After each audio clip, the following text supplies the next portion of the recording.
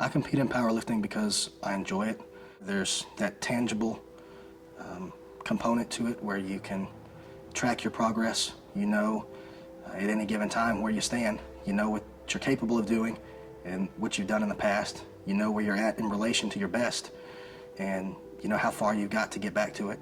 You know how far you've come from your starting point, and it's very easy to track those changes.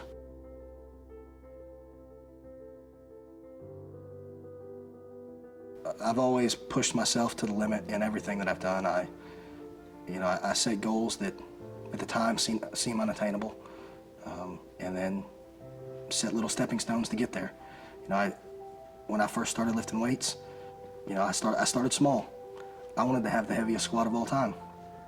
Not a bad goal. Well, here I am 17 years later. I'm still not there yet, but I'm getting closer. And I set big goals, and then I set stepping stones to try to get me there. It's just like in life. When I decided that I wanted to become an attorney, I knew that I had 8 years of school in front of me. I wanted everything now, just like everybody does. I want to wake up tomorrow morning and look like Mr. Olympia. It ain't gonna happen. I wanted to be established. I wanted to be a professional. I wanted to be making money. I wanted to be driving nice cars, having a nice house, but that wasn't coming right then. And I knew the work that was in front of me, and I just made a commitment and did it.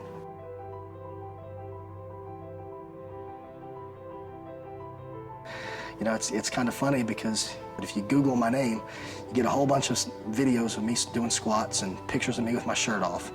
And now, my primary means of advertisement is on the internet. So I get a client, and of course the client wants to know more about me, so they'll Google my name. And what comes up?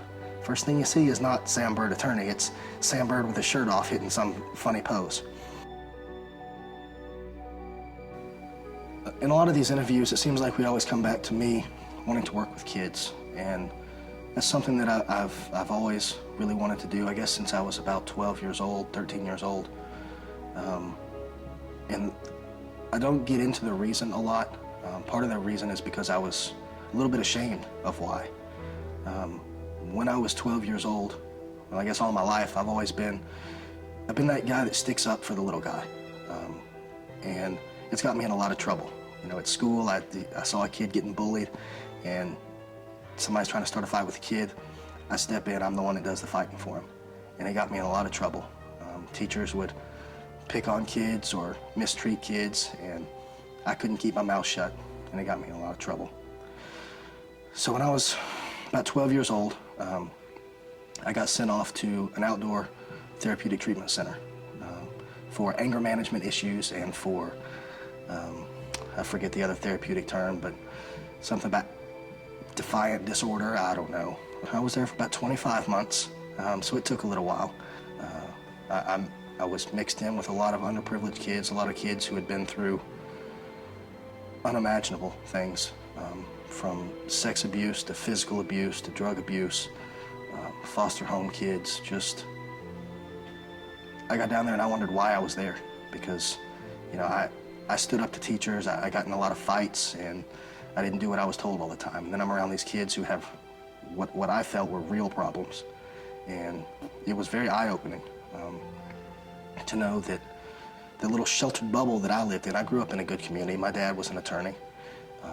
Grew up in a very small town, and I grew up in a middle-class neighborhood, and I wasn't exposed to these kind of things. And it was very eye-opening to see what goes on in the world, to see how these kids were taken advantage of, and the situations that they find themselves in through no fault of their own. And it was very eye-opening. When I finally graduated that program, I thought that someday I'd go back down and I'd be one of the counselors there and I'd help work with these kids. Of course, then I got into the gym, and you have to stay 3 days in a row there, and that would throw off my training, so that never quite worked out. But that was where I got introduced to the gym. My counselors there, two of them were former Ole Miss football players. They were in great shape. They brought in a home weight set and set it up against the regulations of the program. So if we were extra good, we were allowed to lift weights and go to the gym. So that was a huge motivator, to be able to earn a privilege to do something we weren't supposed to be doing. And I guess that's where my my passion to open a gym came from, to work with underprivileged kids, to introduce them to the weight room and keep them out of trouble the same way that it did for me. So that's why I do it. I ran a gym for a while. It didn't work out. I wasn't able to keep it afloat. Ran it for about 2 years and decided at that time to go back to school, to go to law school. And now that I'm an attorney, I'm still doing the same things I did when I was 10, 12 years old. I'm standing up for the little guy. And you know, I represent a lot of juvenile delinquents. I represent a lot of underprivileged parents.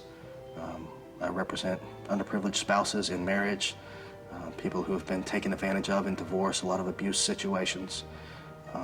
And I fight the system every day. I don't do it with my fists anymore. I do it with my words. And you know, I guess it's come full circle. My wife takes great care of me. She's very supportive of everything I do. She's my biggest fan now. You know, she helps with all the cooking, all the training. She encourages me. She brings me ice cream when I need it, because I know that that is a vital recovery tool, or at least I tell myself that.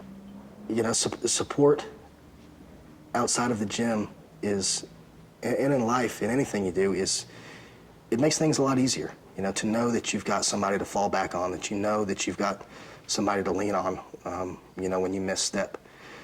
And, you know, as we talked about before with working with some of these kids, a lot of those kids don't have that. And if I can be that support, if I can just give them an ounce of encouragement or reassurance of, you know, that they're doing the right thing or that they can do more, then that's what I want to be. And when things are going right in life, it makes everything else easier. You know, if you're in a bad marriage, it's really hard to get your training together. It's really hard to get your head right in the gym, you know, worrying about, you know, the problems you got going on at home. If you know, your dad's sick and, you know, on his deathbed, that sort of thing, it's hard to get your head right and push and focus on the things that you need to focus on, because you want to spend time with your dad. You know, my dad passed away 2 years ago, and while I was in law school, and all I wanted to do was be by his side, and it wasn't possible.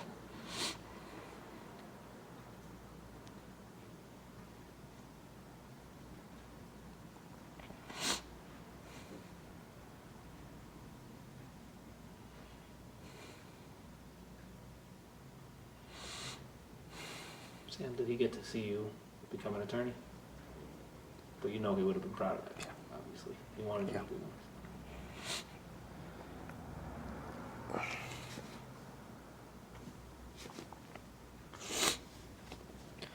But you know, when you have things going on in your life that, you know, when things aren't going well in your life, it carries over into every other aspect of your life. You know, so it's where you've got to find balance between lifting. You know, when I was young, all I ever wanted to do was be in the gym and work out. And, you know, now that I'm older, I realize that there's a lot more important things than lifting weights. And there's a lot of time that you regret down the road, things you wish you could have done differently. If I could have done anything differently, I would have found that balance earlier. You know, there's a saying that I heard one time, that follow your dreams, but don't let your life become one. And that really, really hit home at the time. There's nothing wrong with having dreams. There's nothing wrong with pursuing something with everything you've got, but not to the detriment of those who love you and care about you. You know, you've got to find that balance. And, you know, I talked about my dad earlier, and you asked if he got to see me become an attorney. That's all he ever wanted, was to practice law with me and have our names on the door together. And no, he never got to see me graduate. I was in my second year, but he never had any doubt in his mind that I would make it. He knew, like I said, he had faith in me even when I didn't have faith in myself. And he never left any doubt in his mind as to where I stood or how he felt about me. So I know he was proud of me, and I take assurance in that.